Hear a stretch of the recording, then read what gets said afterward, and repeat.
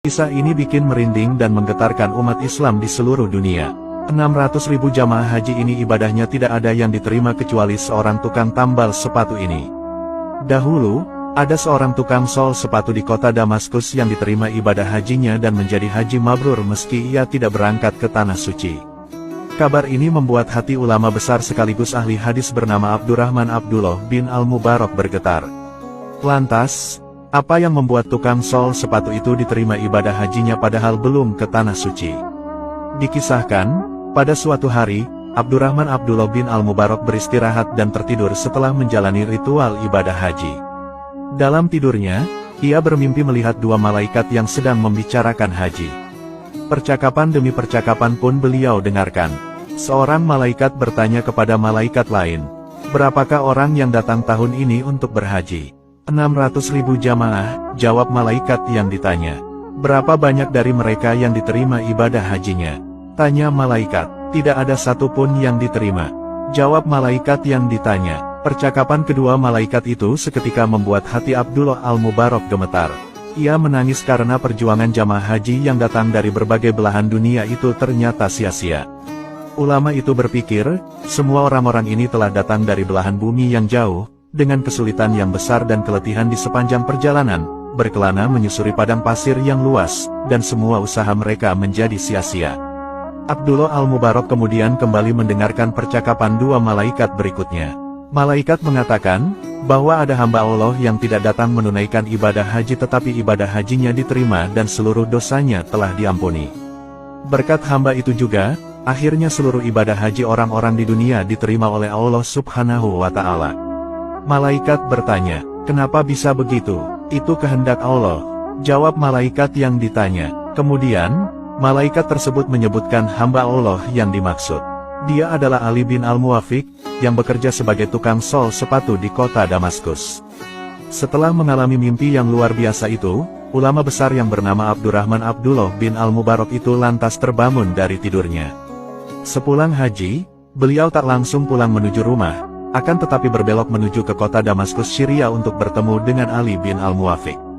Sesampainya di sana, ia langsung mencari sang tukang sol sepatu yang disebut malaikat dalam mimpinya. Hampir semua tukang sol sepatu ditanya, apakah ada tukang sol sepatu yang bernama Ali bin Al-Muwafiq. Salah seorang tukang sol sepatu lantas menjawab, bahwa Ali bin Al-Muwafiq berada di tepi kota. Sesampainya di sana, ulama itu bertemu dengan seorang tukang sol sepatu yang berpakaian amat lusuh. Ulama itu mengonfirmasi apakah ia adalah tukang sol sepatu yang sedang dicari atau bukan. "Benarkah Anda bernama Ali bin Al-Muwafiq?" tanya Abdullah Al-Mubarak. "Betul Tuan, ada yang bisa saya bantu," ujarnya. Ulama itu lantas bertanya, "Saya hendak tahu, adakah sesuatu yang telah Anda perbuat sehingga Anda berhak mendapatkan pahala haji mabrur, padahal Anda tidak berangkat haji?" Tukang sol sepatu itu mengaku tidak tahu. Akan tetapi, ahli hadis tadi ingin Ali bin Al-Muwafiq menceritakan bagaimana kehidupannya selama ini. Tukang sol sepatu yang diterima ibadah hajinya pun lantas bercerita, "Sejak puluhan tahun yang lalu, setiap hari saya menyisihkan uang dari hasil kerja saya sebagai tukang sol sepatu. Sedikit demi sedikit saya kumpulkan, hingga akhirnya pada tahun ini saya memiliki 350 dirham yang cukup untuk saya pergi berhaji. Saya sudah siap berhaji." Ulama itu bertanya, "Tapi, apakah Anda batal berangkat haji?" Tukang sol itu menjawab, "Benar Tuan." Ulama bertanya, "Apa yang terjadi?" Tukang sol sepatu menjawab, "Ketika itu, istri saya hamil dan mengidam. Waktu saya hendak berangkat, saat itu dia ngidam berat. Suatu hari, sang istri mencium bau masakan yang nikmat. Ia lalu meminta dan ingin memakan makanan yang berbau nikmat itu. Setelah dicari tahu, ternyata sumber bau masakan itu berasal dari gubuk yang hampir runtuh. Di situ ada seorang janda dan 6 anaknya. Ali bin Al-Muwafiq lantas mengatakan kepadanya, bahwa istrinya sedang ingin meminta masakan yang ia masak meski hanya sedikit. Janda itu lantas diam dan memandangnya.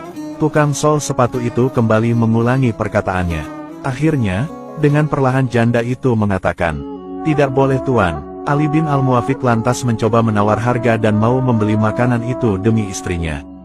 Namun, dengan berlinang air mata janda itu lantas berkata, "Makanan ini tidak dijual wahai Tuan. Daging ini halal untuk kami dan haram untuk Tuan." Mendengar jawaban itu, dalam hati Ali bin Al-Muwafiq bertanya, bagaimana mungkin ada makanan yang halal untuk dia tetapi haram untuk saya, padahal kita sama-sama muslim? Menghadapi pertanyaan Ali bin Al-Muwafiq, janda itu lantas bercerita, bahwa, sudah beberapa hari ini keluarganya tidak makan. Di rumah sama sekali tak ada makanan. Hari ini kebetulan ia melihat ada keledai mati, lalu diambil sebagian dagingnya untuk dimasak lalu dimakan. Setelah mendengar cerita menyedihkan dari keluarga janda itu, Ali bin Al-Muwafiq lantas menangis dan kembali pulang.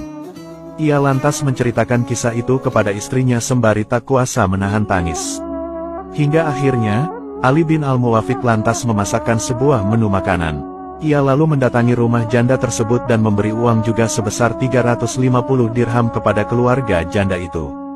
Padahal, sebelumnya uang itu akan Ali rencanakan untuk biaya ongkos naik haji. Ali lantas berkata kepada wanita janda itu, pakailah uang ini untukmu sekeluarga. Gunakanlah untuk usaha agar engkau tidak kelaparan lagi. Subhanallah, sungguh mulia akhlak Ali bin Al-Muwafiq itu. Setelah mendengar cerita tersebut, Abdullah Al-Mubarak pun lantas tak bisa menahan air matanya.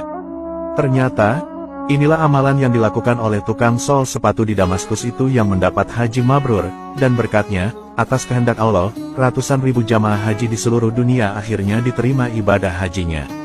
Semoga kisah ini memberikan banyak hikmah kepada kita agar terus berbuat kebaikan kepada sesama manusia. Amin. Wallahu a'lamu bishawab.